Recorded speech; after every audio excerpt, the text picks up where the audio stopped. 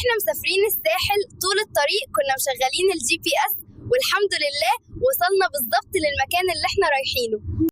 طب انتوا عارفين ازاي اتطورت الخرايط وبقت الGPS اللي بنستخدمه دلوقتي؟ أبنائي طلبة وطالبات الصف الرابع الابتدائي، النهاردة موعدنا مع الدرس الثالث واللي بعنوان تطور الخريطة. هنتكلم فيه ازاي الخريطة اتطورت عبر العصور لغاية ما وصلت لشكلها الحالي. الأول هنتكلم على شكل الخريطة قديما، يعني أيام المصريين القدماء، وهنعرف ان المصري القديم استخدم الخرايط والمخططات. طب ليه المصري القديم استخدمها علشان يحدد مسار نهر النيل. يبقى اسباب استخدام المصريين القدماء للخرايط والمخططات تحديد مسار نهر النيل ومواقع المناجم. طيب المصري القديم رسم فعلا خرايط؟ ايوه طبعا، رسمها على ورق البردي، ودي الاوراق اللي كان بيستخدمها المصري القديم، وكمان رسم على جدران المعابد، وبالتالي عرفنا ان المصري كان بيرسم خرايط من الادله اللي سابها لنا. اما تاني حاجه قديما هم العلماء العرب، واللي كانوا بارعين جدا في رسم الخرايط، واشهرهم طبعا الشريف الادريسي ومريم الاسترلابي. أما لو اتكلمنا عن العرب ورسم الخرايط، فطبعا الشريف الإدريسي اللي قام برسم خريطة للعالم، وده كان عمل عظيم جدا. طبعا خريطة يدوية رسمها الإدريسي، ده كان قديما.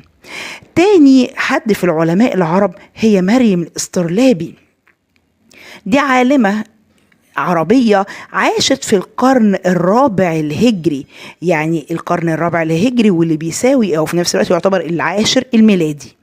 تفوقت جدا في علم الفلك عشان تأثرت بوالدها عالم الفلك.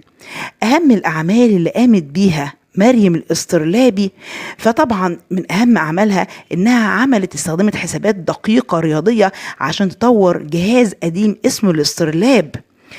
طبعا بسبب تسميتها سموها مريم الاسترلابي عشان جهودها في تطوير جهاز الاسترلاب. في العصر الحديث حاليا تم الاعتراف بالإسهامات والعمل العظيم اللي عملته مريم الاسترلابي في علم الفلك، علشان كده تم تسمية أحد الكويكبات المكتشفة باسمها.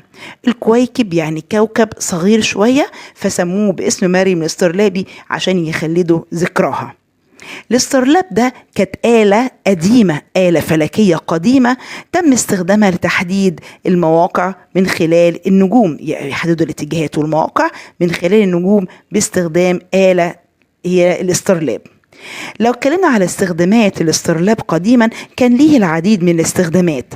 يعني مثلا ايه لو قال لي بما تفسر أهمية الاسترلاب، لو قال لي أهمية الاسترلاب أو إيه هي استخداماته، أول حاجة كان تحديد القبلة بالنسبة للمسلمين في الصلاة. تاني أهمية للاسترلاب كان تحديد أوقات الصلاة.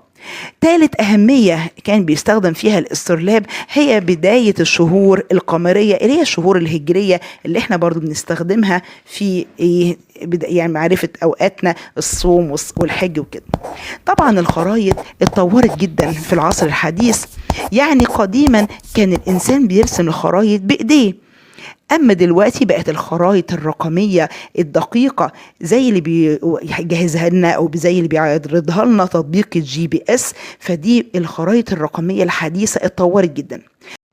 فنظام تحديد المواقع العالمي GPS ده نظام بيعتمد على الأقمار الصناعية في تحديد المواقع والاتجاهات، وده شكل القمر الصناعي اللي بنستخدمه في هذا النظام. طبعا بيعتبر نظام GPS تطور حديث لأدوات تحديد المواقع زي الاسترلاب قديما. لو اتكلمنا على مصادر رسم الخرايط حاليا عندي طريقتين، إما الصور الجوية أو الطريقة التانية وهي الصور الفضائية. الفرق بين الاتنين واعرف ازاي؟ اول حاجة معايا الصور الجوية، ودي صور بيتم التقاطها من الجو، باين من اسمها جوية، بواسطة طائرات وبتغطي مساحة محدودة من الارض. يعني الصور الجوية دي هي زي ما باين قدامنا كده، دي طائرات متخصصة بتصور سطح الارض، وطبعا بتغطي مساحة محدودة انها قريبة من الارض.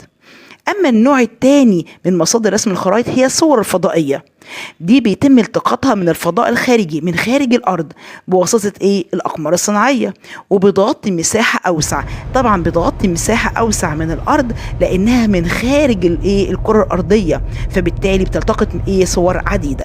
وبكده نكون انتهينا من درسنا النهارده على قناة بلقيس 2000، ومننساش الشير واللايك والسبسكرايب، ونتقابل مرة تانية ان شاء الله. مع تحيات قناة بلقيس 2000.